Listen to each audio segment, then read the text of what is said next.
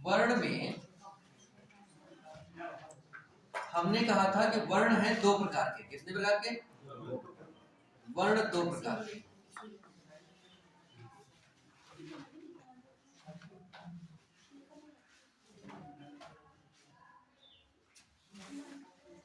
पहला जो था वो था स्वर, और स्वर जो थे वो दो प्रकार के थे। पहला और दूसरा। पहला क्या था? ह्रस्व या लघु। ह्रस्व और दीर्घ, इसके कई नाम हमने बताए थे आपको, है ना। ह्रस्व के मैंने कई नाम बताए थे। ह्रस्व को लघु भी कहेंगे, मूल भी कहेंगे, एक मात्रिक भी कहेंगे, और दीर्घ के भी मैंने कई नाम बताए थे। तो इनकी संख्या हमने आपको बताई थी कि इसकी संख्या जो मूल है उसकी संख्या 4 है, और इसकी संख्या कितनी है? और कुल स्वर मैंने आपको बताया था कितने? हाँ, कुल स्वर हो गए 11। इतनी बात तो यहाँ पे हो गई। अब व्यंजन की हमने जो दूसरी बात करी थी वो व्यंजन में कौन सा था? व्यंजन हमने कहा था कि मूलतः वैसे तो तीन ही प्रकार के हैं, है ना, लेकिन फिर भी जब वर्णमाला में गिनती करते हैं तो ज्यादा बढ़ जाते हैं। तो पहले 3 प्रकार वाले कौन से हैं? पहला जो था वो स्पर्श व्यंजन था, उनकी संख्या थी 25। दूसरा जो था वो अंतरिक्ष था, हाँ, और उसकी संख्या थी 4। और जो तीसरा था वो ऊष्म वर्ण था, इसकी भी संख्या 4 थी। अब वैसे तो मूलतः व्यंजन तो इतने ही होते हैं, 33। ठीक बात है, मूलतः व्यंजन तो 33 ही होते हैं, व्यंजन 33 ही होते हैं। परंतु बात यह है कि अब इन्हीं को जोड़ करके अथवा इन्हीं में कुछ परिवर्तन करके कुछ और भी व्यंजन बन जाते हैं, दूसरे भी वर्ण बन जाते हैं, और उन वर्णों को भी हम वर्णमाला में क्या हम अपनी भाषा में प्रयोग करते हैं।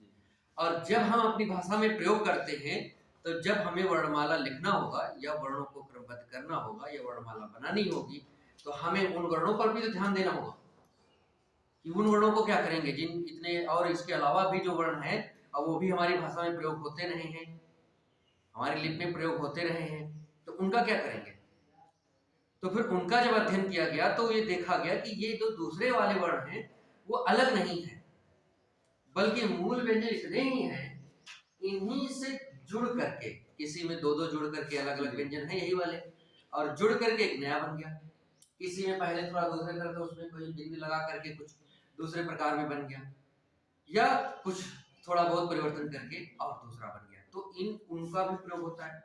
तो मूल रूप से व्यंजन मान लिया गया कि इतने ही है, लेकिन वर्णमाला में भाषा में उन दूसरे वर्णों का भी प्रयोग करते हैं। तो इसलिए जब वर्णमाला हम अक्षरों की गिनती करते हैं तब हम उनको भी शामिल करते हैं। तो केवल आपसे पूछे कि स्वर हिंदी में कितने हैं तो बताओगे 11, व्यंजन पूछेगा तो बताओगे 33, परंतु कुल वर्ण पूछेगा कि हमारी हिंदी वर्णमाला में कुल वर्ण कितने हैं तो हम उन वाले वर्णों को भी गिन करके शामिल कर लेंगे जो इसमें नहीं है लेकिन भाषा में हमारी प्रयोग होते हैं। तो वो वाले कौन से मैंने आपको बताया था। चौथे नंबर पे मैंने लिखा था आपको संयुक्त व्यंजन। इसके बारे में मैंने बात पूरी कर ली थी, ये भी 4 होते हैं, है ना। पांचवा जो मैंने कहा था वो द्विगुण था। द्विगुण को कई नाम है और ये दूसरा भी नाम है उत्क्षिप्त। 2 नाम ज्यादा प्रचलित हैं, वैसे नाम तो इसके कई हैं। उत्क्षिप्त वर्ण ये भी, ये 2 हैं। और छठवां वाला जो है वो हमने बात करी थी अयोगवाद की। हो सकता है आपकी किताब में कोई दूसरा लिखा हो, लेकिन प्रमाणिक जो किताबें हैं जैसे कि डॉक्टर वासुदेव नंदन प्रसाद है अथवा पृथ्वीनाथ पांडे हैं, इन लोगों ने यहाँ पे कुछ किताबें आपको छठे नंबर पे अयोगवाद की जगह पे आगत वर्ण के बारे में बताया होगा। वो 2 आगत लिखे होंगे, 2 ही नहीं होते, आगत है कई 10-15 ज्यादा है, ठीक है, 9-10 तो बहुत प्रसिद्ध है, उनमें से 2 लिख देते हैं यहाँ पे गिनती पूरा करने के लिए। तो ये नहीं ठीक है, वो जो किताबें लिख रखी है, मैं प्रमाणिक किताबों से बताता हूँ कि छठे नंबर पे आगत वर्ण नहीं आने चाहिए, छठे नंबर पे अयोगवाह होना चाहिए। और इनकी मैं चर्चा शायद कर भी रहा था, शायद हो भी गई हो। और ये अयोगवाह हिंदी में 2 होते हैं। कितने होते हैं? हिंदी में 2 होते हैं। तो जब हम इनको शामिल कर लेंगे तो यदि हम अब गिनती करेंगे तो ये क्या हो जाएंगे, 4 और 4 ये 8, ऐसे तो जी। और 8 ये जोड़ देंगे 33 में जी, तो कितने हो जाएंगे? तो 33 में यदि 8 जोड़ेंगे तो बन जाएंगे 41, ऐसे तो जी। तो अब ये जो अब इस प्रकार के वर्णमाला के कुल व्यंजन जो है, हिंदी के व्यंजन जो मूलतः व्यंजन है वो 33 है, लेकिन वर्णमाला में शामिल कुल व्यंजन कितने हैं? 41। ठीक, अब जब इन 41 को लेंगे और इन 11 स्वरों को लेंगे तब देखिएगा क्या होगा। तब वर्णमाला में कुल वर्ण, हिंदी वर्णमाला में कुल वर्ण, तो कुल वर्ण बराबर कितने होंगे? स्वर 1 तो 11 हो जाएंगे, और अब ये व्यंजन कुल लेंगे क्योंकि वर्णमाला की बात हो रही है तो 41 ये लेंगे, तो कुल व्यंजन कितने हैं? हाँ, कुल वर्ण हिंदी में व्यंजन, कुल वर्ण हिंदी में है 52, तो 52 वर्ण है, इतनी बात याद रखना। मैंने आपको शायद अवयववाद बता दिया था, 2 होते हैं, कौन से? अनुस्वार और विसर्ग, ये तो मैंने बताया था, लिखे होंगे, ठीक है। तो उसमें शायद चर्चा कर रहे थे, तो हो गया होगा। अयोगवाद का मतलब कि जो जुड़ते नहीं, मतलब साथ में लगे रहते हैं, और ये 2 हैं, एक है अनुस्वार जिसको ऊपर बिंदु लगा लेते हैं ऐसे इस प्रकार वाला, और दूसरा ये है अनुस्वार, और दूसरा क्या है? विसर्ग। लिख लिए थे दोनों बातें, ये वाला, ठीक है। तो ये हो गई बात। तो इतने तो क्या कहते हैं कि हमारी हिंदी में वर्ण है जो वर्णमाला में हम पढ़ते हैं, इनसे संबंधित कोई प्रश्न आता है तो आप बता सकते हैं। हाँ जी सर, ये कुल स्वरों की संख्या का पूछा है तो क्या? कुल स्वरों की संख्या 11 है हिंदी में। नहीं, उसमें अंग आ जो है ये इसमें जुड़ेगी या नहीं? जुड़ गए, यदि यहाँ पे अंग आ जो ये वाली बात है, अंग आ, तो प्रायः क्या होता है कि जब मैं लड़कों से पूछता हूं कि अयोगवाह कौन से हैं, तो वो बताते हैं अंग आह। क्या बताते हैं? ये वाली जो क्या कहते हैं मूर्खतापूर्ण बात है, इससे निकल जाओ। अब तुम्हें बताना है अनुस्वार और विसर्ग। अयोगवाह पूछा जाए तो आप बताओगे 2 होते हैं, ये तो ठीक है। कौन कौन से? तो अंग आह नहीं, अनुस्वार और विसर्ग, अनुस्वार विसर्ग ये बताना है। तो अनुस्वार ये है और विसर्ग ये है ना, इसको इस रूप में लिख लेते हैं। और दूसरी बात ये है कि इसका चिन्ह ये है और इसका चिन्ह ये है, तो इसका प्रयोग करते हैं हिंदी में, तो इसलिए वर्णमाला में शामिल करते हैं। अब बात ये है कि ऐसा है, थोड़ी बात मैं बताता हूँ इसको, इसमें मैंने चर्चा साथ करी थी, मैंने इसकी व्याख्या की थी, आमने नहीं, योग मैंने जोड़, वाह मैंने वहां होना, साथ लगना, जो मतलब जुड़ते तो नहीं है, अयोग जुड़ते नहीं, एक बात हुआ। वाह माने वहन होना, साथ लगे रहना, परंतु साथ लगे रहते हैं। तो फिर थोड़ी व्याख्या करते हैं, 2-3 मिनट, ठीक है। अब बात ये आपने पूछा इसलिए शायद वैसे नहीं करते, तो बात ये है कि इसमें है मतभेद। कुछ विद्वान जो है, आपने जो प्रश्न पूछा है वो निर्मूल प्रश्न नहीं, वह प्रश्न मेरे से कोई पहली बार नहीं पूछा गया, और ना ही ये कोई पहली प्रश्न है या पहली कोई बात है या कोई नई बात है। मैंने खुद विभिन्न किताबों में ये सब बातें देखी, अभी थोड़ी देर पहले कह दिया थे कि यहाँ पे आपको आदर्श वर्ण मिल जाएगी, फिर इसको कहाँ रखेंगे। कुछ किताबों का नाम यहाँ लेना नहीं चाहता हूँ मैं, ठीक है, किसी किताब को मैं गलत नहीं कह रहा हूँ। तो बहुत सी किताबें ऐसी हैं जिन्होंने स्वर के अंतर्गत अयोगवाह को रखा है, और यही बात मैंने कहा पहले कि कुछ इसलिए प्रमाणिक किताबों का मैंने नाम ले लिया। अप्रमाणिक किताबों को नाम मैं नहीं लेता हूँ प्रायः, और अप्रमाणिक कोई किताब नहीं, सभी प्रमाणिक है। लेकिन बस बात ये है कि अप्रमाणिक से तात्पर्य मेरा ये है कि जिनको हमारा आयोग, जिस आयोग की हम तैयारी कर रहे हैं, वो आयोग जो है उन किताबों को प्रमाणिक नहीं मानता है। जैसे कुछ विवाद हुआ किसी प्रश्न को लेकर के, तो आयोग कहेगा प्रमाणिक किताब से बताओ मुझे, तब तो वो आपकी आपत्ति मानेगा, और गैर प्रमाणिक किताब से थोड़ा मानेगा। तो वो प्रमाणिक किताबों में हरदेव बाहरी हैं, पीएन पांडे हैं, पीएन पांडे मतलब पृथ्वीनाथ पांडे हैं, और ये डॉक्टर वासुदेव नंदन प्रसाद हैं, इन लोगों की किताबें वो आयोग मानता है। तो इन लोगों ने क्या किया है, आयोग वाक को व्यंजन में शामिल किया है। अब मैं दो बातें ऐसा क्यों है, और दोनों वो वाली जो किताबें हैं वो क्यों करती हैं और ये क्यों करता है, देखो अब आगे जैसे ये लिखा है का और ये लिखा है सा, और ये दोनों जुड़ से बन गए क्या, ये दोनों व्यंजन है पहले से, हमने इसमें वर्ण अध्ययन कर रखा है, यही जोड़ करके ये वाला बन जाते हैं। एक बात छा हो गया, ठीक है। दूसरी बात देखिए, ये है का व्यंजन है, और इसमें यदि हमें ई जोड़ना हो तो क्या हो जाएगा, ई हो जाएगा, नहीं हो जाएगा। और यदि इसमें हलंत यहाँ पे नहीं लगा रहता, का होता और उसके बाद ई होता, ऐसे समझ लो, तो ये क्या होता, कई हो जाता, कई कई नहीं, छोटी है तो कई है ना, तो कई हो गया।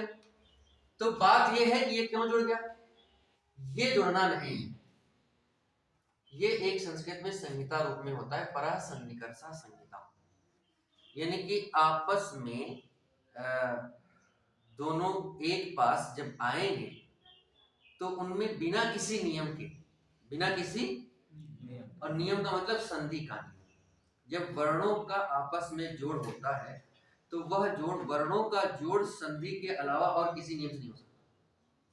संधि को जोड़ने के लिए सिर्फ नियम बनाए गए हैं एक, वो है संधि, उस पर कोई न तो कोई संधि लगेगी, जो तुम 5-6 संधियां 10-15 पढ़ रखे हो ऐसा कुछ नहीं, सिद्धांत कौमुदी में 150 संधियां लिखी है, ठीक है।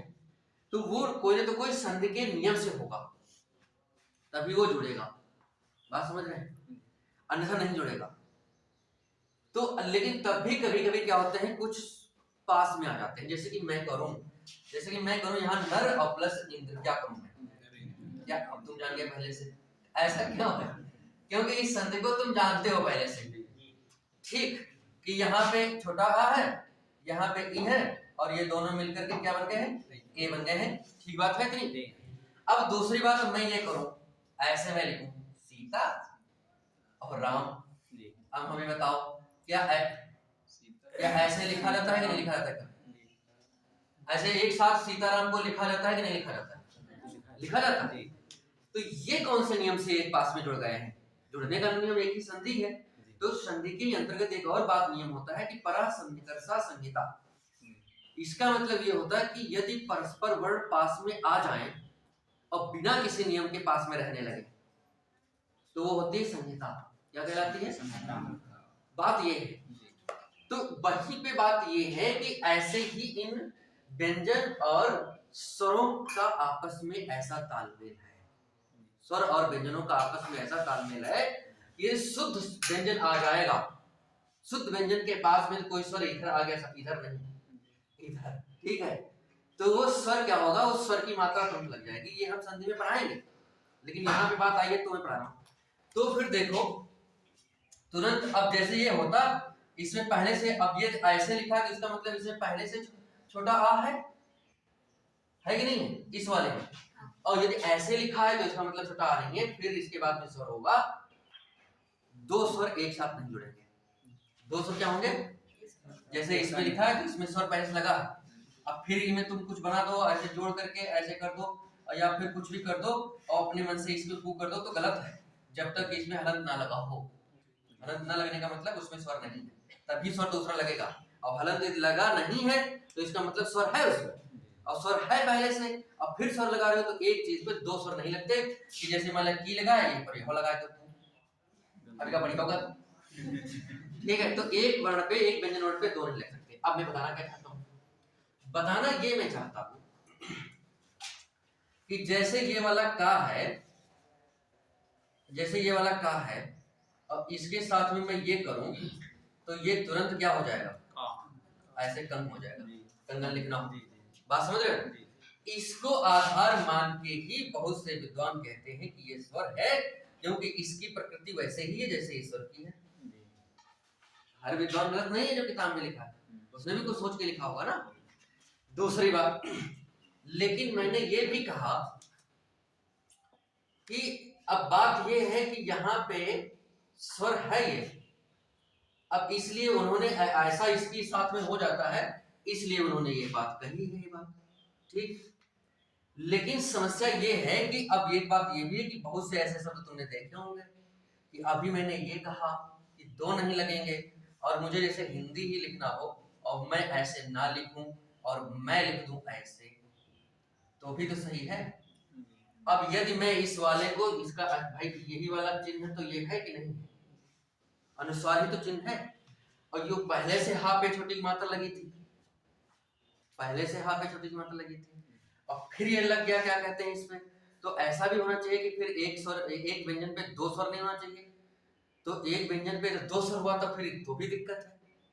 तो अब बात यहाँ पे, ये वाले कुछ विद्वान कहते हैं नहीं, इनकी दोनों की प्रकृति ऐसी है तो स्वर में आना चाहिए, इसलिए किताबों में कुछ स्वर भी रखती हैं इसको। दूसरी बात ये है कि इसका प्रयोग किसी व्यंजन के साथ में पहले से स्वर लगा है तभी इसका प्रयोग कर सकते हो, कोई बात नहीं है ना। तो ऐसा कहते हैं कि एक ही व्यंजन पे दो दो स्वर, यदि स्वर होता तो एक साथ लगता नहीं है, इसका मतलब स्वर नहीं, तब ये लग जा रहा है, तभी व्यंजन के साथ में आ जा रहा है। तो इन सब बातों को दृष्टि में रखते हुए विद्वानों में बहुत सारे मतभेद हैं, मैं बहुत सारी चर्चा नहीं कर सकता, इसमें और भी बहुत सारी बातें हैं, अब मैं चर्चा करूंगा तो बहुत लंबा हो जाएगा, लेकिन इन बातों को लेकर के ही मतभेद है। कुछ विद्वान मानते हैं स्वर में, कुछ विद्वान मानते हैं व्यंजन में। मैंने व्यंजन में इसलिए माना क्योंकि प्रमाणिक किताबें व्यंजन में मानती है, बात बस नहीं, शायद समझ पाए होंगे कुछ। अच्छा, 13 स्वर की बात जो भाई है, तो ये वाले जो स्वर हमने लिखे हैं इनको तो निकाल देंगे नहीं, और जब इन वालों को स्वर में शामिल करेंगे तो मजबूरी है कि उनको इसमें करेंगे, ठीक है।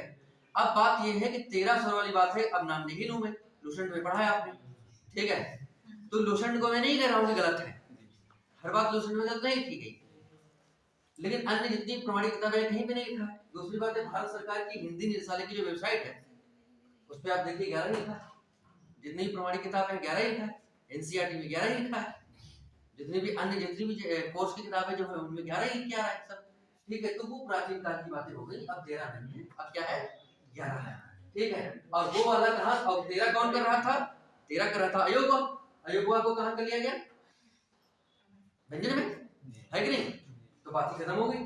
तो यहाँ पे इतनी बात जानना है, ये बातें आपको समझ में नहीं है कोई मतलब नहीं है, इतनी बात जरूर समझ में आनी चाहिए कि स्वर कितने हैं, व्यंजन कितने हैं और कुल वर्ण कितने हैं, ठीक बात है।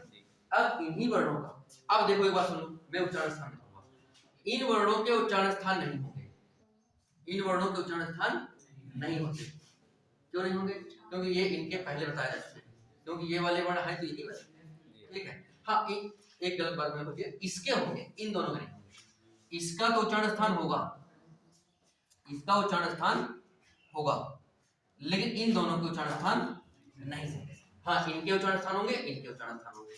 तो अब मैं पहले बताता हूँ उच्चारण स्थान है कितने, अब मैं आपको बताता हूँ उच्चारण स्थान है कितने और किसे कहते हैं, और फिर मैं बताता हूँ कि याद कैसे आपको करना है, किसके कौन सा उच्चारण स्थान, याद है इसको।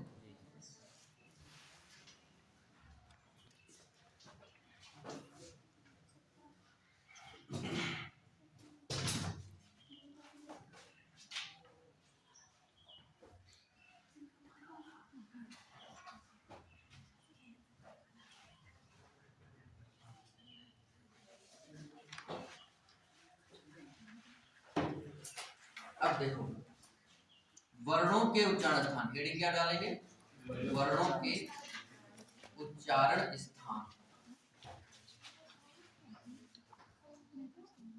अब सुनिए मेरी बात, 2 मिनट सुनिएगा। देखो, कोई भी जो वर्ण है उसको उच्चारण होने के लिए, उच्चारण का मतलब होता है बोलना, यही तो, मुख से आवाज निकले, उस शब्द को कहा जाए, बोला जाए, तो बोलना, उच्चारण का मतलब बोलना। अब बात यह है कि कोई भी शब्द तभी बोला जा सकता है, उसके लिए 2 बातें हैं कि हमारे मुख के अंग ठीक से काम करते हो, दूसरी बात यह है कि हमारे मुख के में, फेफड़े में, खासतौर से मुख में वायु मौजूद हो, क्योंकि बोलते समय हम वायुमंडल की वायु का प्रयोग नहीं कर सकते, हम जितना मुख में हमारे वायु है हम उतने से ही बोल सकते हैं। वायुमंडल के हवा का प्रयोग, जैसे कि कभी कभी बोलते रहते हैं, जैसे कोई पढ़ रहे हैं तो एकदम जैसे बोल रहे हैं तो क्या कहते हैं कि हवा मुझसे कम पड़ गई तो बंद, कविता कहानी वहीं पे राम जी जिस चौपाई पढ़ रहे हो जैसे माइक पे वो जो अखंड पाठ होता है, और मान लिया कि आपकी हवा जो है हवा कम पड़ गई बुक की, तो क्या होगा, आप रुक जाएंगे, आप पूरी नहीं पढ़ पाएंगे। तो ये ऐसा क्यों? क्योंकि जितने भी उच्चारण होगा, आवाज निकलेगी, वो आवाज बिना वायु के संभव नहीं है। हवा ही आवाज निकालती है, हवा ही आवाज बनती है। जैसे कि बहुत से लोग, जैसे हम सीटी बजाते हैं, तो सीटी चाहे वो मेला वाली हो, और कुछ लोग तो हाथ से बजा लेते तो उस कुछ लोग बिना ऐसे मुंह से ही बजा लेते हैं, तो सिंपल में। तो कहने का मतलब क्या है, अब वो सीटी जो हम लोग बजाते हैं उसमें फूंक मारते तभी तो बजेगी। जो बांसुरी होती है, अब फूंक ना मारे खाली ऐसे ही कुछ बजेगा नहीं। यानी कि जितने भी वाद्य यंत्र तुमने देख रखे हैं, लगभग जो वर्तमान समय के कुछ नए आ गए हैं जो बिजली इलेक्ट्रॉनिक से चलते हैं, उनकी हम बात नहीं कर रहे हैं। अन्यथा जितने भी उस प्रकार के पुराने वाद्य यंत्र हैं वो सभी बिना वायु के, जैसे हारमोनियम देखा ऐसे ऐसे बजाते हैं, तो उसमें क्या होता है, उसमें होते हैं छेद सामने, ठीक है, और जब ये बाहर को जाता है तो उस छेद के द्वारा अंदर हवा भर जाती है, और जब उसको इधर करते हैं तो उसके अंदर कुछ कागज की दफ्ती वगैरह कुछ मतलब पर्दा टाइप में लगा रहता है, वो उससे उस पर्दे से कागज की दफ्ती पर्दे से छेद बंद हो जाते हैं, और फिर क्या होता है, वो छेद क्या वो छेद से जो हवा आई है फिर वो बंद हो जाते हैं, और अंदर जब हवा आती है तो अंदर जब बंद करते हैं तो वो अंदर हवा निकलती है, भरती है, और जब भरती है तो जहाँ बटन लगी रहती है वहाँ वो पतले पतले छेद होते हैं, और उन छेदों से हवा निकलती है, वहाँ की वैसी संरचना होती है, और वो हवा निकलती है, वो हवा आवाज निकालती है, और जितनी भी बटनें उसमें लगी हैं वो सभी बटनों में एक जैसी आवाज होती है, किसी में अंतर नहीं होता है कुछ, बस उसको जल्दी दबाना, कम दबाना, तेजी से दबाना, धीरे से दबाना, ये इनके आधार पे उसमें आवाज जो है बदलती है, नहीं तो अन्यथा सभी बटनों में एक जैसी आवाज होती है, ठीक है। तो वो आवाज कैसे निकली, हवा से निकली। ऐसे ही हमारा मुख के संरचना है कि बिना हवा के हमारे मुख से कोई आवाज नहीं हो सकती, तो इसलिए कहते हैं प्राणवायु जो अंदर चली गई, बाहर वायुमंडल वाले प्रयोग नहीं कर पाएंगे, और अंदर जो चले गई वो प्राणवायु है, प्राण क्योंकि हमारे उसी से रुके होंगे, ठीक है। तो इसलिए प्राणवायु की बिना हवा की, बिना प्राणवायु की सहायता के कोई वर्ण उच्चारित नहीं हो सकता, एक बात। अब दूसरी बात, ये प्राणवायु तभी उच्चारित होगी जब किसी माध्यम में हो, किसी सहायता में हो, जैसे हारमोनियम है या कुछ भी है या बांसुरी है, तो वैसे ही मुख में, तो ये वायु जो होती है मुख के विभिन्न अंगों की सहायता लेती है, जैसे कि मैंने नाक की ले लिया, कान का लेगी नहीं लेगी, दांत का, ओष्ठ का, जीभ का। देखो एक बात ये है कि बड़ी मजेदार बात है कि जीभ ऐसा उच्चारण स्थान है कि जो सभी वर्णों के उच्चारण में प्रयोग होता है, परंतु है क्या, ऐसा कोई वर्ण नहीं है जिसका उच्चारण सिर्फ जीभ हो, ऐसा कोई वर्ण है ही नहीं हिंदी जिसका उच्चारण स्थान सिर्फ जीभ हो, नहीं। हाँ, सभी वर्ण हैं जिनमें जीभ की सहायता जरूर होती है, तो इसलिए जिनके जीभ नहीं होती है, जीभ काम नहीं करती है, तो वो बोल नहीं पाते हैं, मेन बात ये। तो इसलिए मुख के अंदर, बाहर नहीं, हाथ पैर वाला कोई मैटर नहीं चलेगा, ठीक है। मुख के अंदर जितने भी भाग हैं, इन्हीं भागों की सहायता लेता है कौन, वायु। तो अब बात यह है कि प्राणवायु मुख के जिस अंग की सहायता से, प्राणवायु किसी वर्ण को उच्चारण करने के लिए, बोलने के लिए मुख के जिस अंग की सहायता लेता है, वह अंग उस वर्ण का उच्चारण स्थान कहलाता है। कुछ बात समझ पाए? प्राणवायु मुख के जिस भाग की सहायता से यह सहायता लेता है, वह अंग उस वर्ण का उच्चारण स्थान कहलाता है। मतलब ये हम कह रहे हैं, ऐसे लिख लो, मतलब प्राणवायु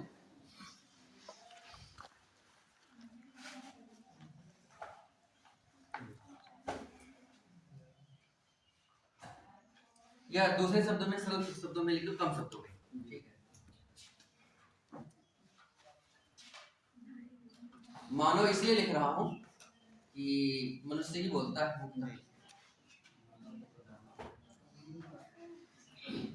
जिस भाग की सहायता, पीछे तक दिखाई दे रहा है, छोटा छोटा लिखे, बड़ा बड़ा लिखे। मानवों के जिस भाग की सहायता से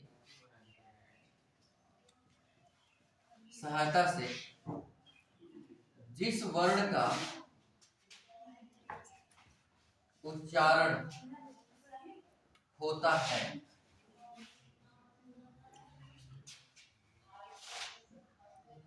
मुख का वह भाग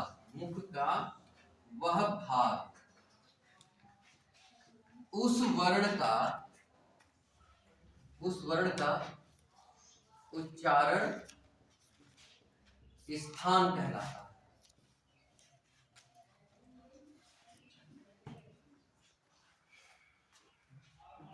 तो जिस मुख के जिस भाग की सहायता से कोई वर्ण बोला जाएगा, वही भाग उस वर्ण का उच्चारण स्थान होता है। ठीक है, अब बात ये उच्चारण स्थान है कितने?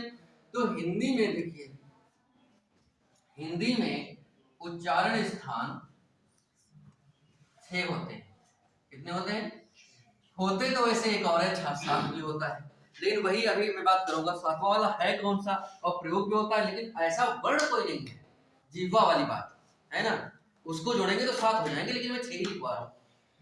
हाँ, संस्कृत में लेकिन ऐसा नहीं है, इसलिए मैंने हिंदी में लिखा है। संस्कृत में पढ़ेंगे, अष्टौ स्थानानि वर्णानां मुरः कंठः शिरस्तथा जीवा मूलम च दन्तस्य नासिको कोष्ठौ तालु च। उसमें कहा गया है 8 है। कितने कहा गया है? 2 और जुड़ जाते हैं, लेकिन हिंदी में ऐसा नहीं है। और ऐसा है कि हम संस्कृत में जुड़ जाते हैं 2 और, क्योंकि संस्कृत में वर्णमाला में और वर्ण और ज्यादा होते हैं, हिंदी से ज्यादा होते हैं। तो उन वर्णों के उच्चारण स्थान उन दूसरे से होते हैं, तो वो है ही नहीं हमारे वर्ण में, वो वर्ण ही नहीं है, तो उनके उच्चारण के स्थान जरूरत ही नहीं क्या है। ठीक है, तो इसलिए जो हिंदी में 6 होते हैं। तो अब हम 6 की बात कर लेते हैं। अब वो 6 कौन से हैं, तो हम लिख लेते हैं। पहला कौन सा है? देखो यहाँ चलो ऊपर, यहाँ से नासिका। क्या है ये? नासिका का मतलब नाक, और नाक जो है वो तद्भव है नासिका का। नासिका तत्सम है और नाक तद्भव है। ठीक, नासिका नीचे आओ, नीचे क्या मिलेगा? फिर मिलेगा ओष्ठ। क्या मिलेगा? दूसरे नंबर पे ओष्ठ लिख लो।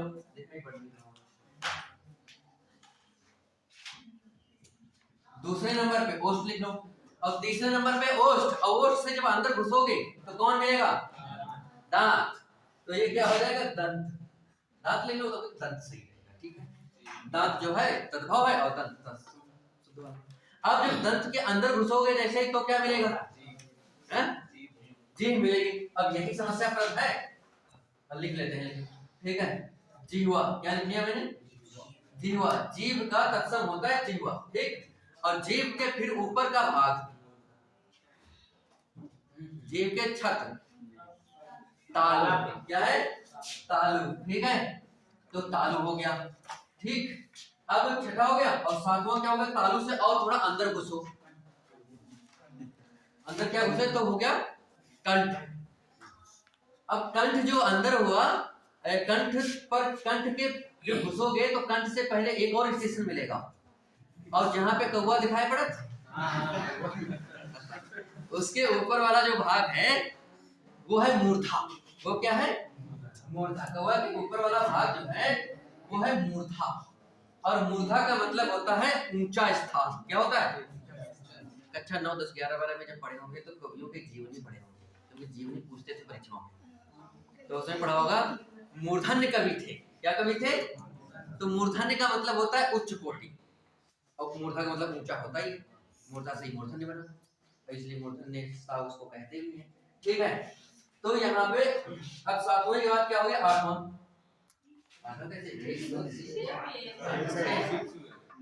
एक गलत हो गया, ये 6 के बाद 7, ये गलत हो गया। तो मूर्धा हो गया। अब मूर्धा के जब और अंदर घुसेंगे तब आएगा कंठ। तब क्या आएगा? अब देखो कंठ जो है ये बाहर वाला हिस्सा नहीं है, अंदर वाले हिस्से को कंठ कहते हैं। जैसे इसको हथेली कहते हैं, इधर वाले को हथेली थोड़ा कहा, इधर पता का कहा, इधर वाले को हथेली कहते हैं। है ना। वैसे ही कंठ जो है इस अंदर वाले भाग को कहते हैं, बाहर वाले भाग को गर्दन और ग्रीवा ये सब दूसरी चीजें कहते हैं, अंदर वाले भाग को कंठ कहते हैं। तो जब हम अंदर घुसेंगे तो कंठ, बस यही रुक जाएंगे और ज्यादा अंदर नहीं घुसेंगे ना दिक्कत हो जाएगी। हिंदी में बस इतनी जरूरत है। तो बात ये है कि देखो अब इसमें से, अब देखो बात ये है कि इसमें से ये वाली जो बात है ना, हिंदी में कोई ऐसा वर्ण नहीं है जिसमें जीवा का प्रयोग ना होता हो, सब में होता है, बात समझ रहे हैं। लेकिन कोई ऐसा एक वर्ण नहीं है जिसका उच्चारण केवल जीवा होता हो। तो केवल जीवा वाला कोई शब्द ही नहीं है, इसका प्रयोग तो सब में है। तो फिर इसलिए कोई वर्ण ऐसा मिलता नहीं है, तो इसको उच्चारण स्थान में हम हिंदी में रखते रहे। कोई वर्ण ही नहीं ऐसा है, ये तो सबके साथ प्रयोग होता है। और ऐसा कुछ होना चाहिए कोई एक वर्ण मिले जिसका केवल उच्चारण यही हो, जैसे अन्य के मिलते हैं, कुछ नासिका से ही उच्चारण होंगे, कुछ होठ से ही केवल होंगे, कुछ दंत से ही केवल होंगे, तो ऐसा मिलता नहीं है, तो इसलिए समस्या है।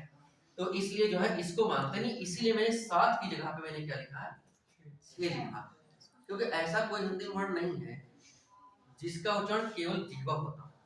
हाँ, जितने भी वर्ण हैं सबके उच्चारण में जीवा का प्रयोग होता जरूर है। तो जब सबके उच्चारण में होता है तो फिर इसको अलग से उच्चारण करने की जरूरत नहीं, या माना भी नहीं जाता इसको, हिंदी में भी नहीं करते हैं इसको। तो इसलिए जो है ये इसलिए छोड़ करके मैंने 6 लिया यहाँ पे। तो बात ये 3 हो गए, अब 3 ये हो गए, बस इतने उच्चारण स्थान है। तो मैं बताता हूँ अब किस वर्ण का उच्चारण स्थान कौन सा है, कैसे याद करेंगे। इतना लिख लिया होगा तो बिगाड़ दो इसको।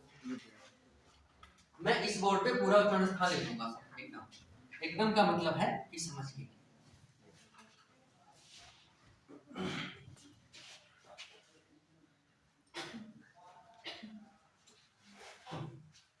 पहले हम देखो बात ये करेंगे कि पहला है स्वर, कौन सा है, स्वर। स्वर वर्ण कितने हैं और उन्हीं को हम उच्चारण कर लेंगे, उच्चारण स्थान जान लेंगे। फिर हम जान लेंगे व्यंजन का, किसका जान लेंगे, व्यंजन में जो पहली बात है वो पहली बात है स्पर्श व्यंजन की। कौन सी व्यंजन की है, स्पर्श। चलो स्पर्श को यहां तक जान लेंगे। और इसके बाद जो है 2 बातें और हैं, कौन सी है, दूसरा है अंतःस्थ, कौन सा है, अंतःस्थ, और तीसरा है ऊष्म,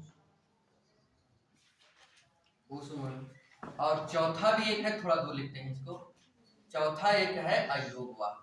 इतने के ही उच्चारण स्थान होते हैं और किसी वर्ण के उच्चारण स्थान नहीं होते हैं। सभी उच्चारण स्थान में जो है इसी बोर्ड में इतने में ही लिख दूंगा, ठीक बात है। अब देखो स्वर के पहले लिख लेते हैं। स्वर में देखो ये है छोटा आ और बड़ा आ, छोटी ई और बड़ी ई, छोटा ऊ और बड़ा ऊ, और री। इसका उच्चारण क्या होता है, कंठ। इसका उच्चारण होता है ताल, इसका उच्चारण होता है ओष्ठ, इसका उच्चारण होता है मूर्धा।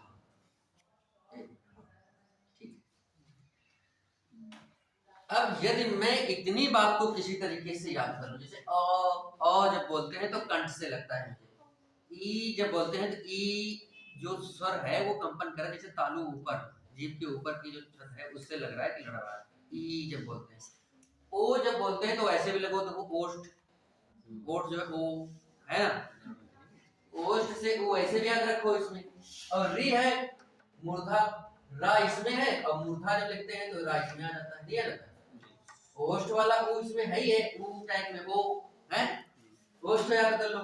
और री में क्या है, री और किसी इधर कंठ में देखो, तालों में देखो, ओष्ठ में देखो, किसी में मूर्ध रा आया, रा किसमें आया, मूर्ध, रा किसमें आया, केवल मूर्धा वाले नाम में ही आया और किसी नाम में आया ही नहीं।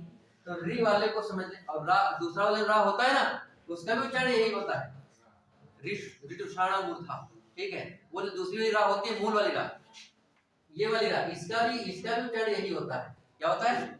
तो ये जो रा जिसमें आ रहा है, मूर्धा में रा आया है, तो समझ लो कि ये वाली री और वो जितने प्रकार की री होती है सबका उच्चारण जो है मूर्धा ही है, ठीक बात है। तो यदि तो आपने किसी तरीके से इस बात को याद कर लिया, इसको, इस 4 को।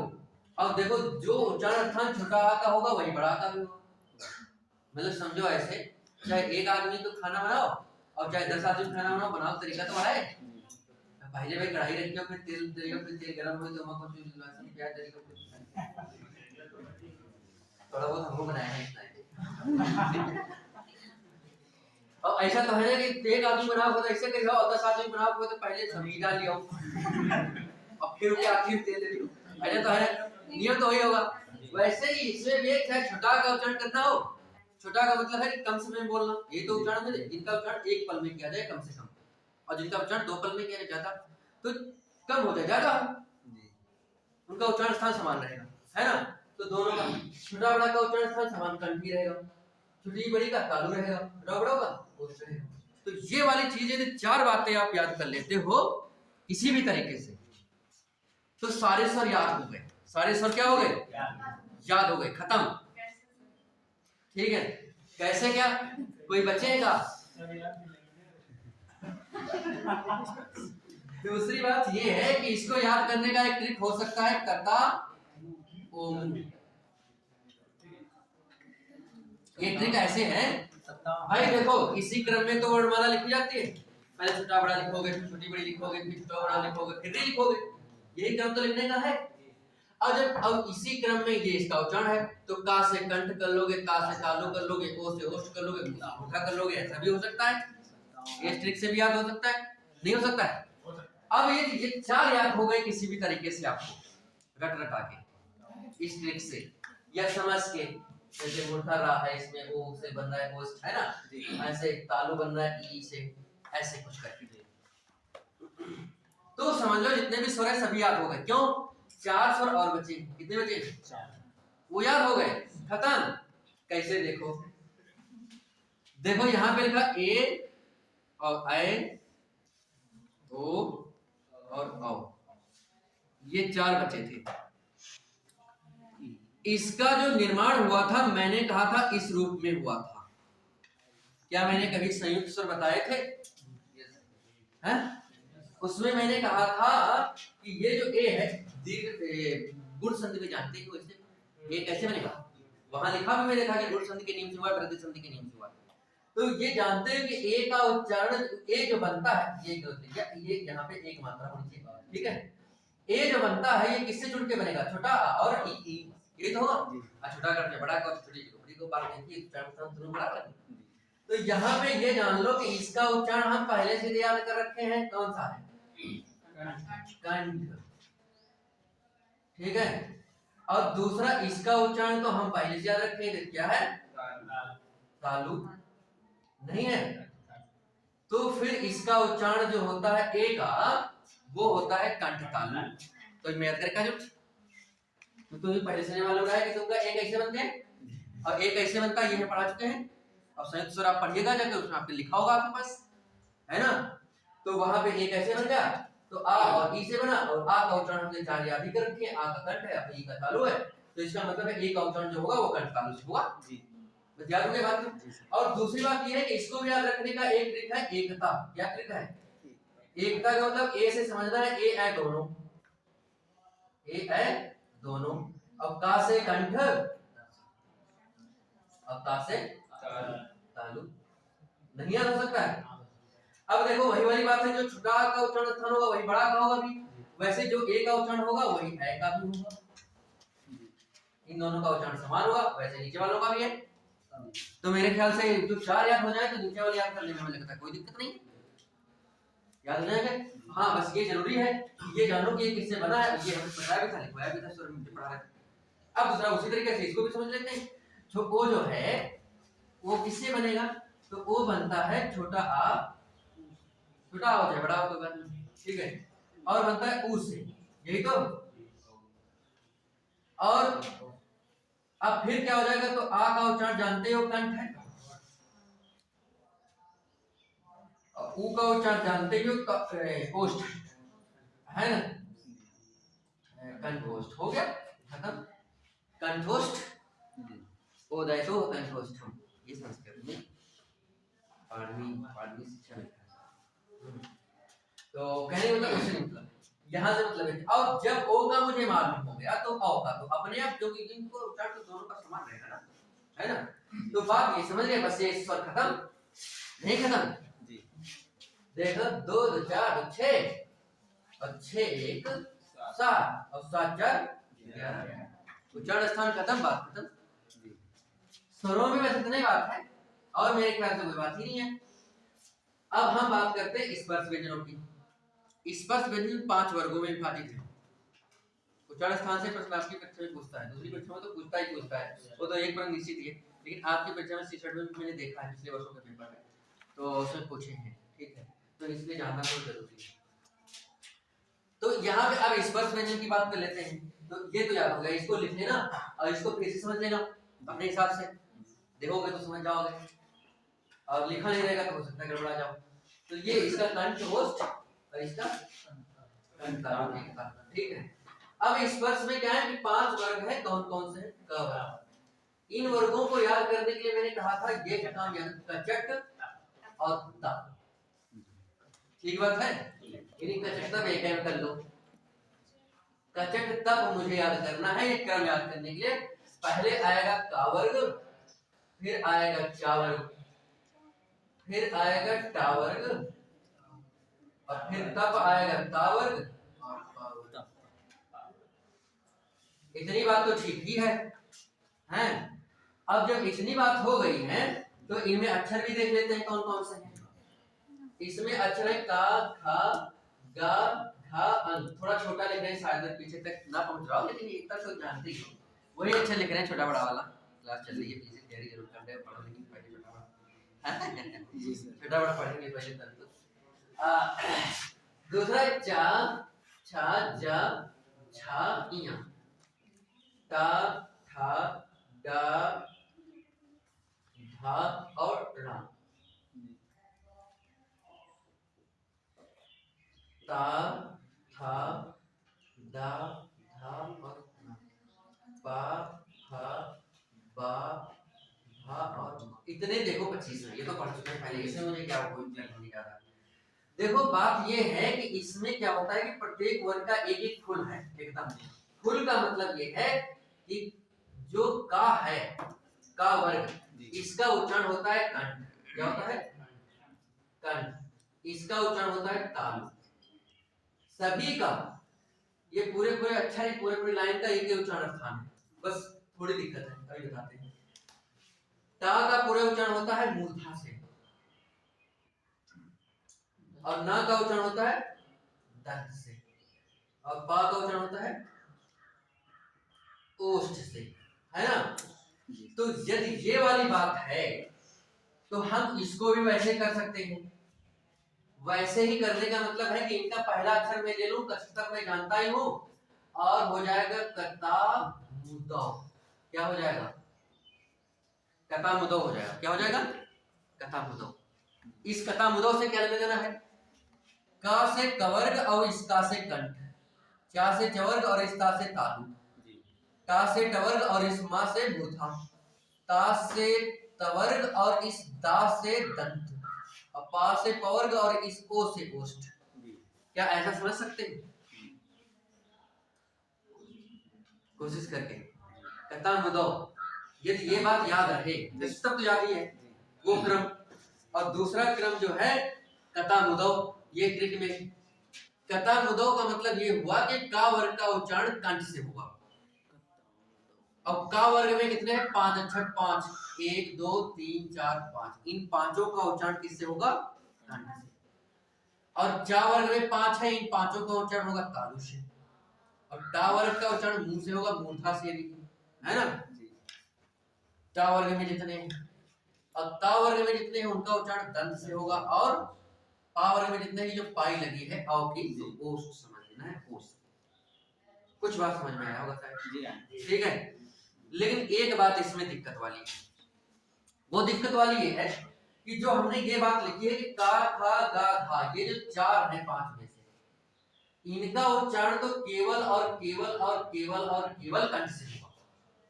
यानी का उच्चारण पूछता है तो कंठ, खा का पूछता है तो कंठ, गा का पूछता है तो कंठ, और घा का पूछता है तो कंठ। लेकिन अंत की बात है कि हमने जब वर्णमाला पढ़ा था तो वहां भी मैंने कहा था कि इनको कहते हैं नासिक। इनका जो 5वें अक्षर हैं पांचवें अक्षरों का जो उच्चारण है वो अपने वर्ग के उच्चारण के साथ साथ नासिका भी जुड़ेगा। क्या जुड़ेगा? यानी कि जो अंग यहाँ पे लिखा गया है अंग, इस अंग का जो उच्चारण होगा इसका केवल इसका नासिका इसका जो होगा ये किस वर्ग का है? अंग का वर्ग का। और का वर्ग का उच्चारण क्या है? कंठ। यानी इसका जो उच्चारण होगा वो कंठ के साथ साथ नासिका से भी होगा। इसमें एक नासिका जुड़ जाएगा। और ये चार शुरू के हैं नासिका नहीं जुड़ेगा इसमें। इसमें केवल कंठ कंठ कंठ कंठ और इसमें कंठ नासिका। पांचवें में केवल नासिका जुड़ेगा। यही कहानी समझे होंगे। अपने वर्गों के साथ साथ नासिका से भी। अपने वर्ग का मतलब जैसे ये चा वर्ग है तो इन चार का उच्चारण तो केवल तालु से होगा। किससे होगा? क्योंकि चा वर्ग का उच्चारण किससे होता है? तालु से। चा छा जा झा दो बार लिखिए। इन चारों का उच्चारण केवल और केवल किससे होगा? तालु से होगा। ठीक बात है। परंतु ये जो पांचवा वाला है ना यही दिक्कत कर रहा है। ये तालु भी इसमें लगेगा। जैसे कुछ काम होते हैं अकेले कर लेते हैं, कुछ काम क्या करते हैं अकेले नहीं कर सकते तो दो लोग मिलकर करते हैं। जैसे मान लिया कि पढ़ाई को तो अकेले पढ़ सकते हैं लेकिन पढ़ावे को तो नहीं अकेले पढ़ सकते तो काम तो दूसरा कोई बोल तो है ना। तो कहने मतलब ये है कि ये वाला थोड़ा दिक्कत है, अकेले ना हो पा रहे हैं। तो अकेले यदि ये नहीं हो पाएगा तो क्या है? अपने वर्ग के साथ ईश्वर का यहाँ चावर का उच्चारण तालु, यानी कि इसका उच्चारण तालु के साथ साथ नासिका भी जुड़ेगा। ठीक बात है। तो ये वाली कहानी इसी तरीके से इसमें इनका चारों का जो शुरू के चार है इनका तो टा ठा डा ठा, इन चारों का उच्चारण तो केवल और केवल मूर्धा से होगा। इनका पूछेगा तो मूर्धा बताओ, केवल मूर्धा। और लेकिन जब रा का पूछेगा तो रा वाली जब बात आती है तो रा का जो उच्चारण होगा मूर्धा भी होगा इसी वर्ग का और नासिका भी होगा। कुछ बात समझ पाए होंगे? वही बात इसमें भी है। इसमें ता था दा था इन चार का तो उच्चारण केवल और केवल क्या होगा? दंत होगा। लेकिन ना का जो उच्चारण होगा वो समस्याप्रद है। वो समस्या क्या है कि ना का उच्चारण दंत भी होगा और प्लस नासिका भी होगा। इसके साथ में दो से मिलकर होगा। वही समस्या इसमें भी है। पा फा बा भा इनका उच्चारण केवल और केवल ओष्ठ से होगा। लेकिन मां का उच्चारण ओष्ठ के साथ साथ नासिका। मां का उच्चारण ओष्ठ प्लस नासिका। क्या ये वाली मेरी बात समझ पाए? नहीं समझ पाए? मेरे कहने मतलब है कि खाली दिक्कत पांचवे में है। पांचवे में केवल नासिका जोड़ देना है और जो पहले से था वो तो रहेगा। ठीक है। यानी कि कच्चट तक और कता मुदो याद है तो आपको इस वक्त व्यंजन होता है। ता वर्ग में एक और टिक है। ता वर्ग में क्या है कि तसले में दांत। कहां पे? तसले में दांत। तवर में केवल तवर की बात है। ठीक है। तसले में दांत का मतलब क्या हुआ? इसका मतलब ता का मतलब हुआ तवर, पूरा तवर। जैसे मैंने समझाया आपको पांचवें को छोड़ के पांचवें में नासिका जुड़ेगी। और सा का मतलब ये वाली सा दंत होती है और ला का मतलब ये वाली ला। मेरी बात समझ पाए क्या? तो मेरे ख्याल से इसमें उच्चारण स्थान इस तरह से याद कर रहे हो कता मुदो और कचट तक, तो मेरे ख्याल से ज्यादा दिक्कत नहीं होनी चाहिए। पहले से याद तो कोई बात नहीं है। लेकिन यदि मतलब याद नहीं है तो इस तरह से कुछ याद करो तो शायद सरल हो जाए, है ना। और लेकिन हाँ पांचवें वाले में याद रखना कावर का पूरा उच्चारण कंठ का होगा। चावर का तालु, कावर का मूर्धा, कावर का दंत, पावर का ओष्ठ। लेकिन बस पांचवें में एक एक बात जोड़ देना नासिका नासिका। बात ठीक है। और किसी में नहीं जोड़ना है और किसी में नहीं, और केवल एक एक और सब में। अब बस ये बात खत्म। अब हम थोड़ा बात करते हैं अंतरिक्ष और उष्ण की। वर्ग का पंचमा अक्षर होता है तो नासिका लिखा जाएगा या दोनों साथ में? वर्ग का पंचमाक्षर होता है। जैसे प्रश्न ये आ गया कि हमसे पूछा रा का उच्चारण स्थान बताइए। ऐसे तो रा का उच्चारण स्थान बताइए। विकल्प में ये हुआ रा का उच्चारण स्थान पहला होगा मूर्धा, दूसरा होगा नासिका, ऐसे तो तीसरा होगा मूर्धा नासिका दोनों, और चौथा होगा इनमें से कोई नहीं है सभी। अच्छा भी हो सकता है सभी। तो भाई ये तीसरा सही है। ये गलत बात है। ऐसा विकल्प हो सकता है, पहला और दूसरा दोनों, पहला और दूसरा, पहला और दूसरा दोनों, ऐसा भी तो हो सकता है। विकल्प बनाने का बात है, लेकिन अलग अलग रहेंगे ना तो ये गलत बात है। एक साथ में होना चाहिए मूर्धा और नासिका। अन्य वालों में जैसे रा की जगह पे मुझसे पूछ लेगा डा को, क्या पूछ लेता, तो यहाँ पे मूर्धा और नासिका ये दोनों थी, ए और बी है ना, लेकिन ये गलत है, क्या फिर सही होगा, केवल और केवल ये। ठीक बात है, हाँ बस ऐसे होगा बात। तो यहाँ पे ये बात हो गई इसके बारे में। अब हम बात कर लेते हैं इसके बारे में अंतःहित और ऊष्म। तो अंतःहित वाले अक्षर ये वाले थे, शायद पढ़े होंगे, आपने बताया था मैंने, और या हाँ ऐसे तो थे, इसी क्रम में थे, कोई मैंने गलत लिखा है, एकदम इसी क्रम में थे। दूसरा उस वाले में थे, ये वाले कौन से थे, शा सा शा, हाँ ठीक बात है, इसी क्रम में थे। देखो एक बात ये है कि यहाँ पे इन दोनों का उच्चारण समान है, इन दोनों का उच्चारण समान है, इन दोनों का उच्चारण समान है। देखो अंतःस्थ और ऊष्म ऐसे वर्णमाला में लिखे ही जाते हैं, इसी क्रम में लिखे जाते हैं, और सिस्टम इसमें ऐसा है कि याद करने की कोई ज्यादा जरूरत ही नहीं है, इसी क्रम में लिखे जाते हैं। और इन जो उच्चारण इसका होगा वही उच्चारण इसका है, एकदम वही, जो इसका है जो वही इसका है, और जो इसका है वही इसका है। देखो यहाँ लिखा है तस्ले में दांत, क्या लिखा था मैंने कहा था सा और ला का भी उच्चारण स्थान दांत ही होगा, और दवर का भी होगा। तो हमने कहा था कि इन दोनों का एक ही तो जा रहा है यहाँ पे, इन दोनों को मैंने कहा एक ही उच्चारण था। इसको याद करने के लिए क्या करेंगे, इसको याद करने के लिए याद कर लेंगे तामूद, याद कर लेंगे। तामूद का मतलब हुआ ता से तालु, और मुंह से मूर्धा, और दा से दंत, दा से गलत हो गया नहीं, दा से दंत, ठीक है, केवल एक ही एक बात है। अब देखो तामूद में मतलब तामूद यही क्रम करना है, 3 लेना है, चौथे में दिक्कत है, इस वाले में दिक्कत है, अब इस वाले में दिक्कत है, ये दोनों अलग अलग बातें हैं, ये दोनों समान नहीं है, ये दोनों समान थे, ठीक है। तो इसको याद करने के लिए हमने ट्रिक बनाया तामूद। क्या बनाया, तामूद का मतलब ये हुआ ता से तालु, मुंह से मूर्धा, और दा से दंत, और ये इसी क्रम में होते हैं, उसको मुझे करना नहीं कुछ है। अब या और शा का उच्चारण तालु होता ही है, और रा और शा का उच्चारण मूर्धा से होता ही है, और ये वाली ला और शा का उच्चारण तो दंत है ही है, तस्लीम में दांत भी वही था, शायद बात समझ में आए होंगे, ठीक है। तो तामूद याद कर लेते हैं तो ये कहानी याद हो जाएगी, खत्म। अब बात बच गई कौन सी, इन दोनों की। तो देखो हा का उच्चारण, हा का जो उच्चारण होगा वो होता है कंठ से, कैसे होता है, कंठ से, ऐसे समझ लो, हा, हवा जब निकालते हैं तो कंठ निकालते हैं जी, जाड़े में भाप निकालते हैं कंठ से, है? तो कहने का मतलब हा को समझ लो कंठ से, हा को समझ लो कंठ से।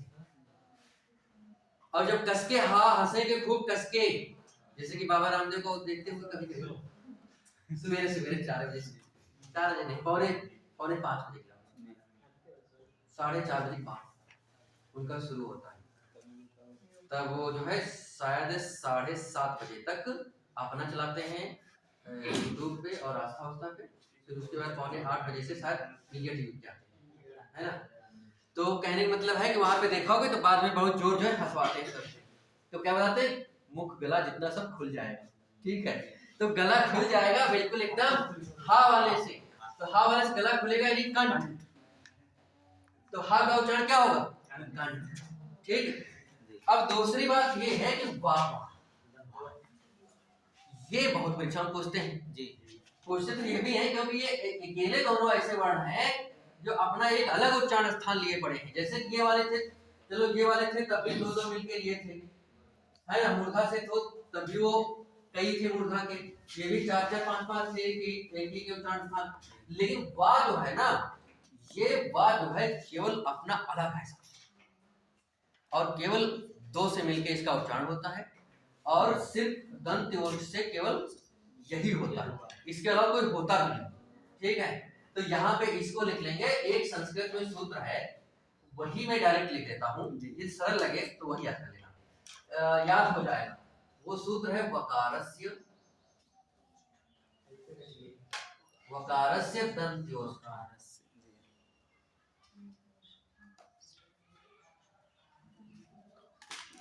एक ही बात मैंने संस्कृत बताई है। ठीक है, वकारस्य में ये इतनी बात सब छोड़ देना। वकारस्य में केवल ये समझना, और दंत्योष्ठ में दंत और ओष्ठ तो सुनाई पड़ रही है, इतना तो संस्कृत जानता है। ठीक है, तो वकारस्य दंत्योष्ठम याद कर लेना, तो ये सरल हो जाएगा। और वैसे दूसरी तरफ से वाक का दंत्योष्ठ अलग से अपना याद कर लेना, जैसे बन पाए तो। मेरे पास तो कोई वैसा ट्रिक है नहीं। ठीक है, तो वकारस्य दंत्योष्ठ। अब हम बात कर लेते हैं, एक बच गया है अयोगवाद।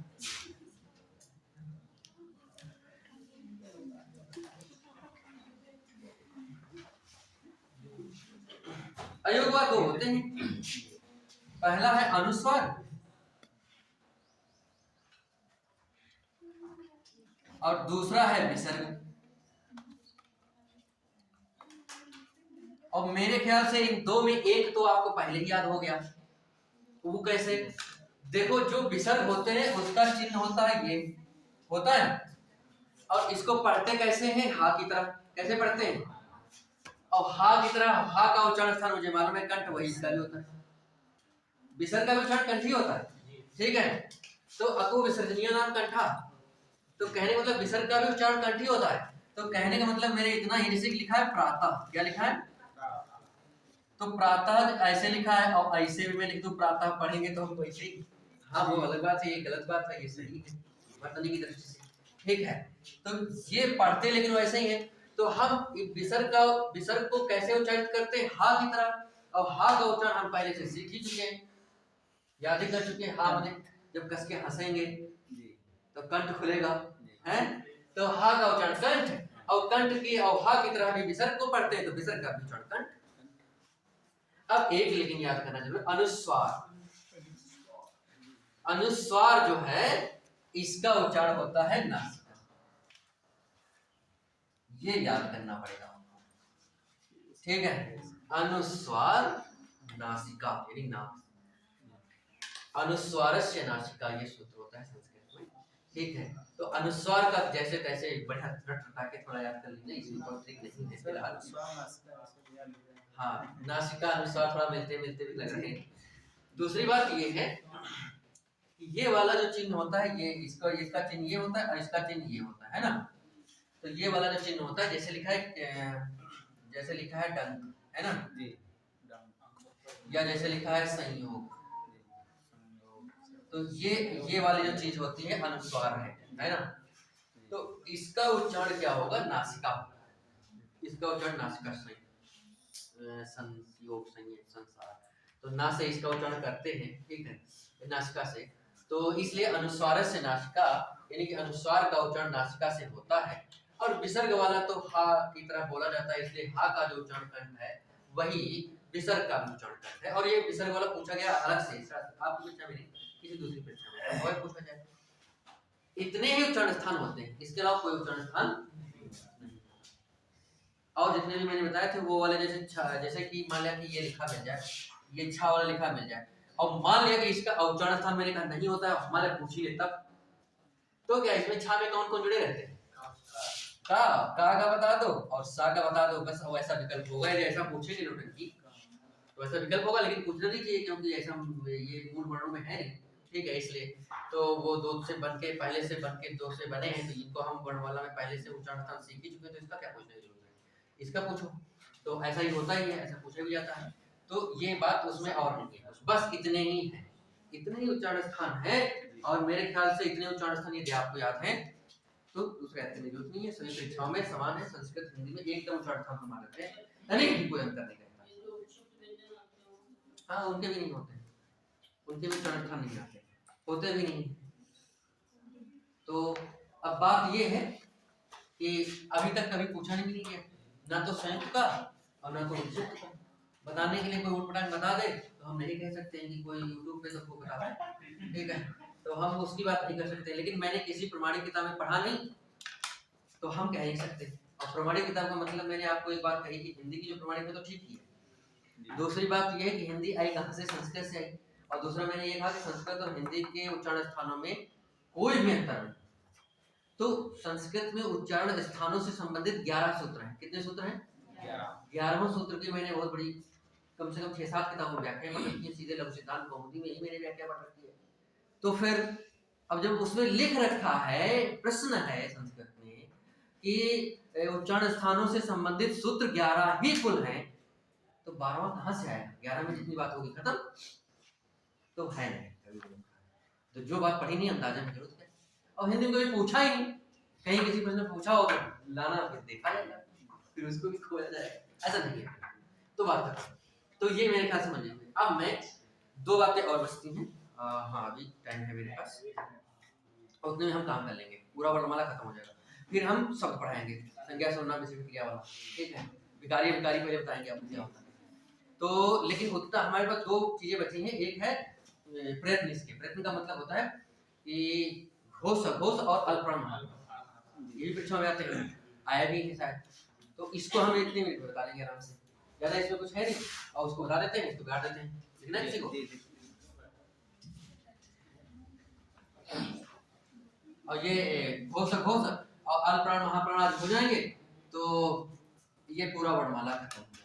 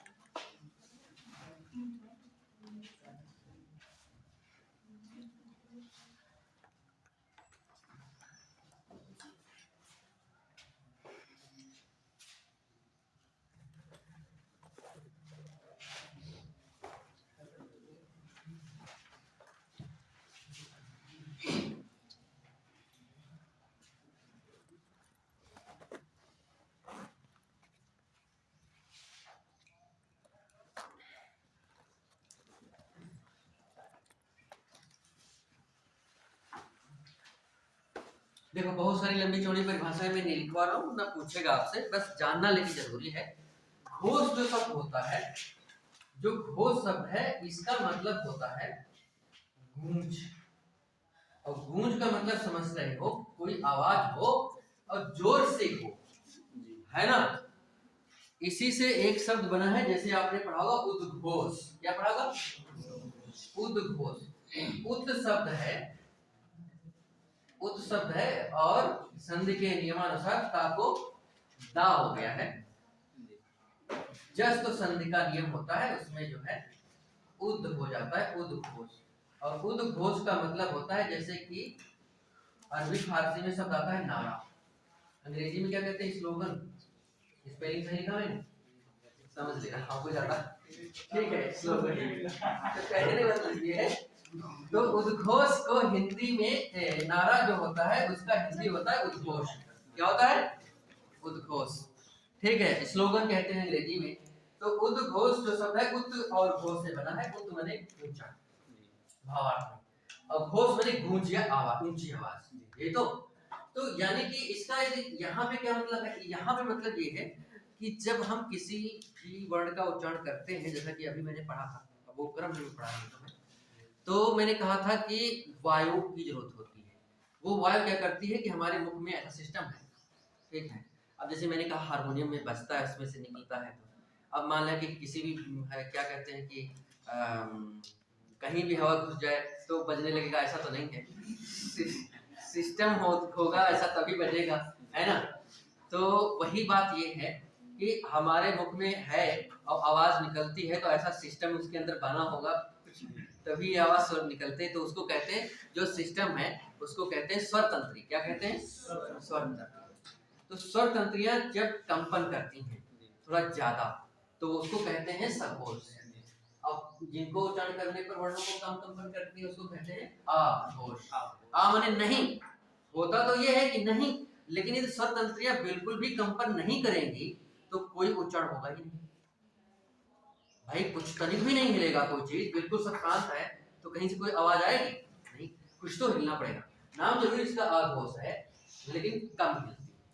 तो जिन वर्णों का उच्चारण करने पर हमारी स्वर तंत्रियां कम कंपन करती हैं, कम गूंजती हैं, उन्हें अघोष कहते हैं।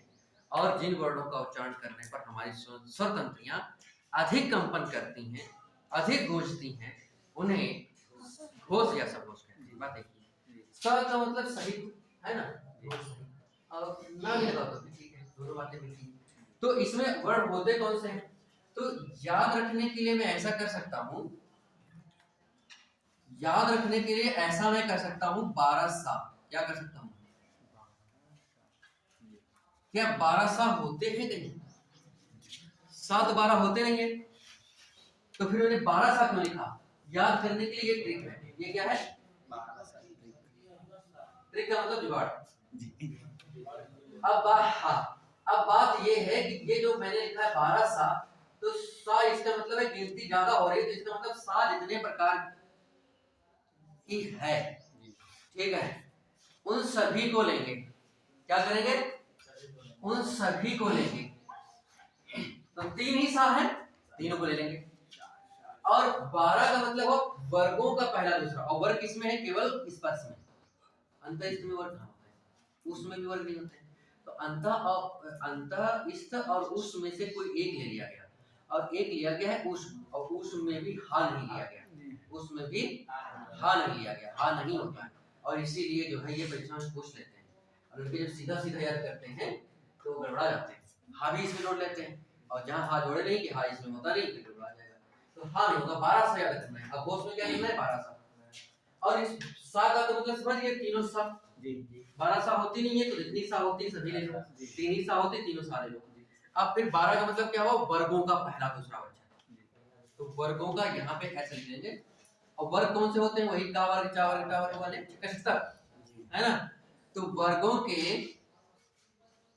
पहले ऐसे लिखना, वर्गों के पहले दूसरे वर्ण, और सा, सा और सा, ये तीनों सा, इतनी चीजें इसमें अघोष में आती हैं। याद करने के लिए मैंने 12 सा बताए हैं। दूसरी बात है कि याद करने के लिए एक ये भी हो सकता है कि जैसे गिनती की शुरुआत 1 से ही होती है, नहीं होती है, और वर्णमाला की शुरुआत भी क्या कहते हैं कि आ से होती है। तो ये ध्यान रखो कि अघोष वाले में पहला मामला पहले में रहे, पहला और दूसरा डायरेक्ट ले लो, यानी 12 सा कर लो। तो 12 सा कभी ऐसा भी हो सकता है कि तुमको इसमें याद आ जाए कि 12 सा सघोष में था कि अघोष में था। तुम्हें 12 था तो याद है, लेकिन ये सघोष में था कि अघोष में था, यदि इसमें गड़बड़ा गए तो मामला फिर तो एकदम उल्टा हो जाएगा। तो इसको याद करने के लिए 12 सा में पहला जो गिनती है वो गिनती के हिसाब से देखेंगे कि यदि नंबरों में देखेंगे तो ये पहला गिनती शुरू होती है, और वर्णों में देखेंगे तो पहला शुरू होता है। तो पहले साथ रखेंगे, याद रहेगा। और जो दुनिया बच गई वो इसमें जोड़ लेंगे, वर्णों में जो कुछ भी बच गया वो इसमें जोड़ लेंगे, ठीक बात है। तो फिर हाँ, और इसमें केवल स्वरों की बात नहीं होती, इसमें अघोष में स्वरों की बात नहीं होती, स्वर नहीं होते इसमें। दूसरा अयोगवाह भी नहीं होते। इसमें कुल 3 ही बातों का वर्गीकरण है, एक है स्पर्श का, दूसरा अंतरिक्ष, तीसरा पुरुषों का। तो इसमें क्या है? इसमें कुछ अच्छा है, कुछ इसमें अच्छा है, लेकिन स्वर नहीं होते इसमें। स्वरों के बारे में कोई बात इसमें कही नहीं गई है, हिंदी में भी नहीं है और संस्कृत में भी नहीं है, ठीक है। तो यहाँ पे बात आपको इतनी बात है। तो इसका मतलब पहला दूसरा वर्ण का मतलब क्या हुआ? वर्गों के पहले, तो का वर्ग में पहला वर्ण क्या हुआ? का, और का वर्ग का पहला अक्षर ये और दूसरा वर्ण ये, और दूसरा चा वर्ग में पहला अक्षर ये और दूसरा अक्षर ये, और टा वर्ग में पहला अक्षर ये और दूसरा अक्षर ये, ता वर्ग में पहला ये और ता था ये, और पा पहला और फा दूसरा, ऐसे तो होगा। तो क्या होगा कि वर्गों के पहले दूसरे वर्ण, तो वर्ग केवल स्पर्श में ही होता है, तो उन्हीं 5 वर्गों के, और वर्गों लिखा है, बहुवचन में लिखा है, इसका मतलब 5 है ना। फिर किसी एक का होता तो एक उसका नाम बताता कि जावर का कि टावर का कि टावर का। अब वर्गो लिख रहा है इसका मतलब सभी के हमको मानना है। अब पांच ही होते हैं, पांचों के मान लो पहले दूसरे, तो हमने पहले दूसरे पांचों के मान लिए। फिर क्या सा, तो इसके अलावा क्या बच गया, ये वाली सा बच गई। बस इतना ही है अघोष में। इसके अलावा अंतःस्थ और जो कुछ भी बचा, अंतःस्थ ऊष्म और इसमें स्पर्श में जो कुछ बचा इसमें लिख लेंगे। तो इसमें क्या कर लेंगे, तो सीधी सी बात है, ये लिख लेंगे वर्गों के तीसरे चौथे पांचवें वर्ण और अंतःस्थ, इसमें पूरा सभी आएंगे। कितने आएंगे, अंतःस्थ वर्ण और क्या आएगा, हा भी आएगा इसमें। ठीक बात है, बस इतने आएंगे सघोष में। जब इतने सघोष में आएंगे तो लिख लेंगे ता के बाद में गा घा अंग और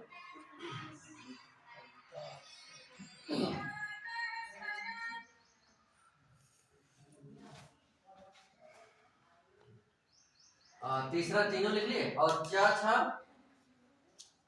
जा झा या टा ठा डा ढा ड़ा ता था दा धा ना पा फा बा भा और मतलब इसके अलावा जो कुछ भी बच गया स्पर्श में वो लिख लेंगे सभी।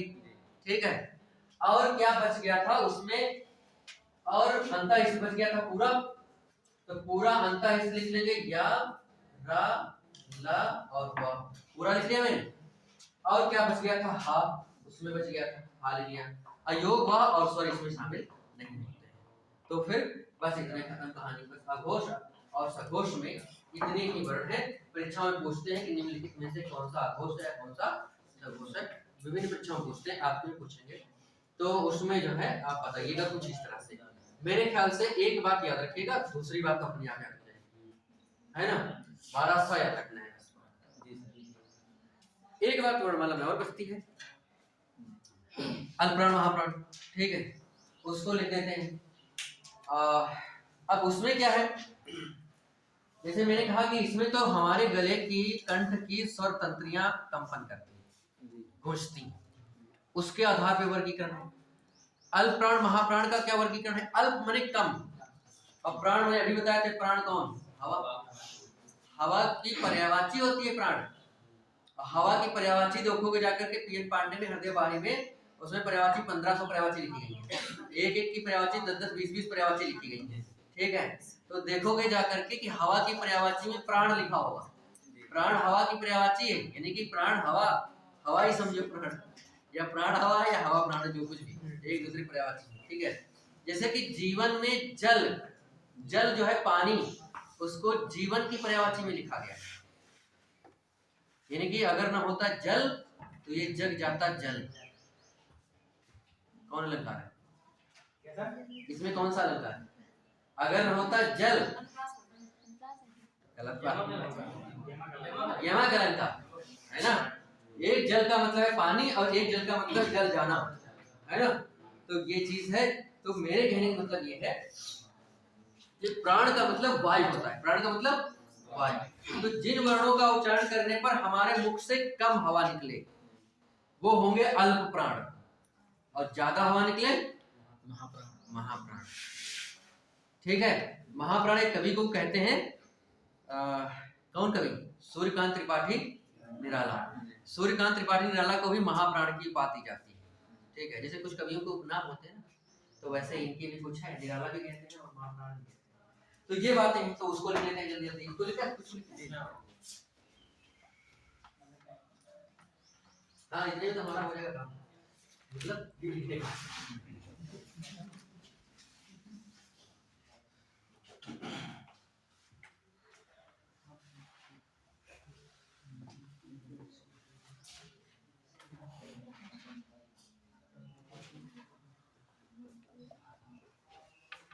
हिंदी का टेस्ट किसी दिन आपका हुआ था, नहीं हुआ था, हमसे मांगा गया था पिछले हफ्ता में, हमने फिर टेस्ट जितना वो हिंदी पर्चे में जितना कुछ बताया था संवैधानिक स्थिति तक, है ना, सबसे मैंने प्रश्न बनाए थे 20, कितने? और कितने क्वेश्चन मिलते हैं आपको पता नहीं होगा, किसी दिन जरूर आपसे मांगे थे मैंने।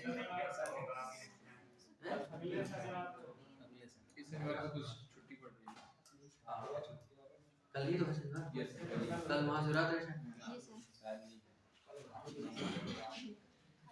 तो देख लो अल्प, और दूसरा ये है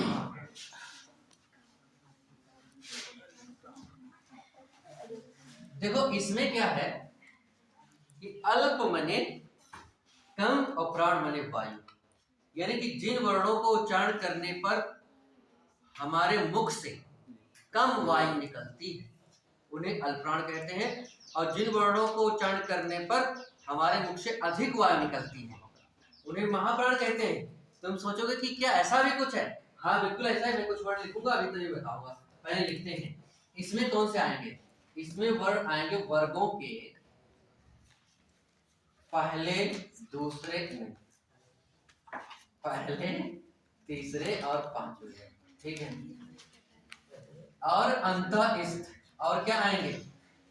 अंतःस्थ। इसमें समझने वाली बात इतनी है कि जब अंतःस्थ इसमें पूरा हो गया तो उसमें इसमें हो जाएगा। बात तीन है कि चल रही है, और कोई होता नहीं इसमें, मतलब इस पर स्वर होते नहीं इसमें भी, है ना, स्वर इसमें भी नहीं रखे जाते, अयोग वहां भी नहीं रखे जाते, तो फिर रखे क्या जाएंगे? तीन व्यंजन रखे जाएंगे। कौन? स्पर्श, अंतःस्थ, ऊष्म। तो स्पर्श में थोड़ा थोड़ा बंटवारा हो जाएगा, अंतःस्थ एक तरफ चला गया, उस वाले में अंतर, उसमें थोड़ा दिक्कत थी, ऊष्म के साथ तीनों उसमें थे लेकिन हा वाला इसमें था, ऐसा था ना, लेकिन इसमें नहीं है। इसमें केवल स्पर्श में बंटवारा होगा और अंतःस्थ इधर रहेगा और ऊष्म क्या रहेगा? पूरा इधर रहेगा। आ से देखो अंतःस्थ और आ से अल्पप्राण, तो ये वाले को इधर ही रखेंगे और वो वाली बात याद रखेंगे जो उसमें याद रखा था मैंने, पहला वाला। तो इसमें भी देखो पहला, उसमें क्या था कि पहले लगातार थे दोनों, पहला दूसरा, और इसमें क्या है कि छोड़ छोड़ के एक एक छोड़, तो पहला है दूसरा नहीं है, तीसरा है चौथा नहीं है, पांचवा है, ठीक है, और पूरा अंतःस्थ है। तो हम लिख लेते हैं और वही काम इसमें भी हो जाएगा। फिर इसमें क्या बचेगा? वर्गों के दूसरा और चौथा वर्ण, और क्या बचेगा? पूरा पूरा बचेगा ऊष्म, ऊष्म वर्ण। ये हो गया। अब देखो बात ये कौन कौन से होंगे, जैसे इसमें का होगा, खा नहीं होगा, गा होगा, घा नहीं होगा, अन होगा, एक एक छोड़ के होगा ना। वैसे ही चा होगा, छा नहीं होगा, चा छा जा इया होगा, एक एक छोड़ के, टा छा डा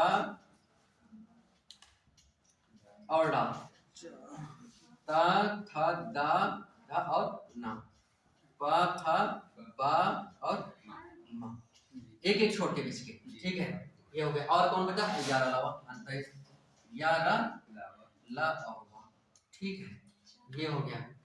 और दूसरा ये है इस वाले में जो बच गए हैं, यानी कि खा और घा, चा छा जा छा, टा ठा और डा ढा, ता था और दा था, पा और फा, बा और भा, ये हो गए। अब उसमें कौन से हो गए? ये वाले सा सा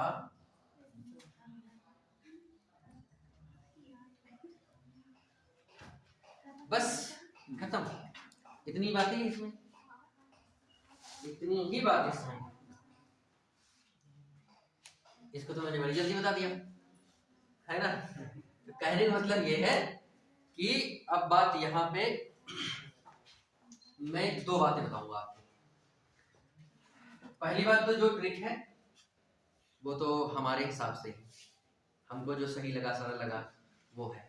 यदि आपके पास कोई अपने हिसाब से ट्रिक बन जाए तो भी ठीक है, क्योंकि देखो हर चीज ट्रिकों से नहीं चलता है। और दूसरी बात है, दूसरे की हम हर ट्रिक याद रखेंगे तो उसमें भी समस्या है।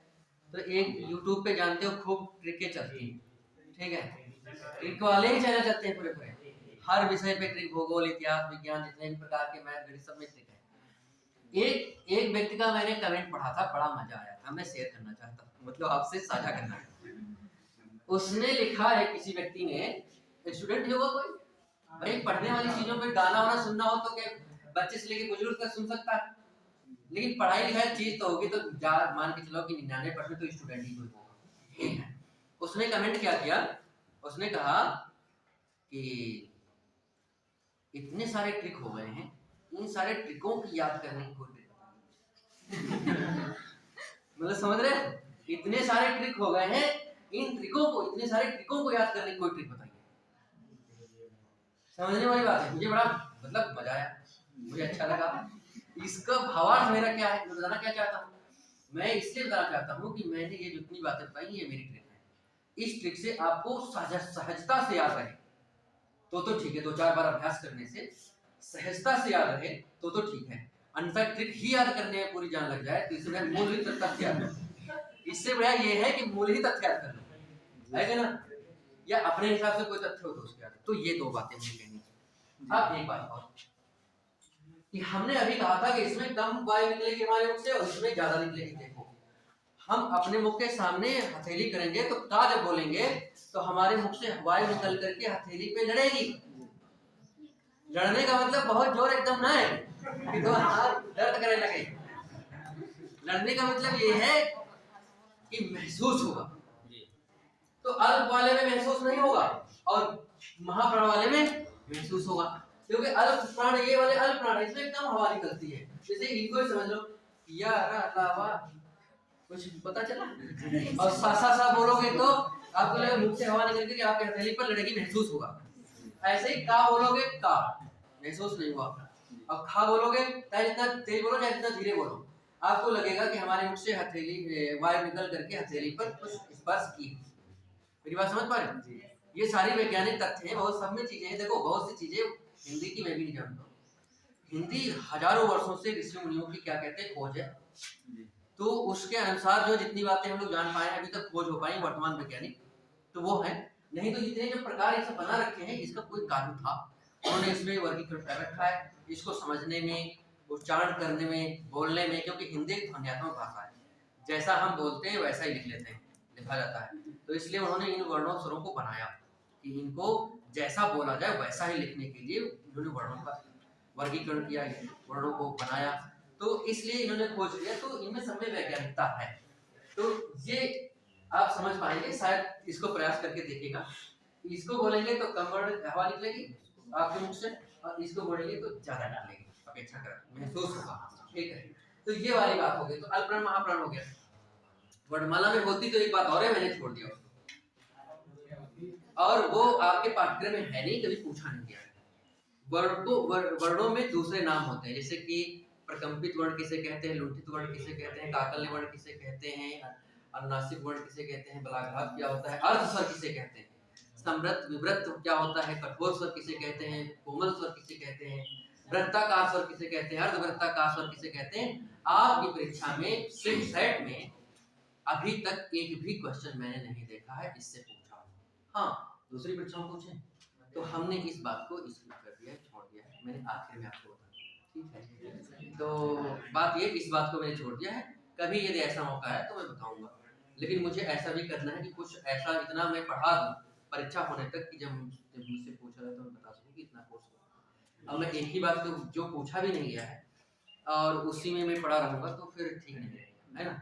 तो उन बातों को किताब से भी देख सकते हैं, और वो बात मैंने छोड़ी है, वो बात इसलिए छोड़ी है क्योंकि अभी तक उससे आपकी परीक्षा में पूछा नहीं है। हमने सारे पेपर देखे हैं सीसेट में, इतनी हिंदी है, हिंदी में सीसेट में 20 प्रश्न निश्चित होते हैं हर साल से, ठीक है। और इसके अलावा वर्णमाला में जितनी आपकी जरूरत की चीजें होती हैं वो सब बताने का मैंने प्रयास किया। अब मैं बताऊंगा शब्द, ठीक है। शब्दों की चर्चा आज नहीं करेंगे और अगले दिन करेंगे, ठीक है। धन्यवाद सर।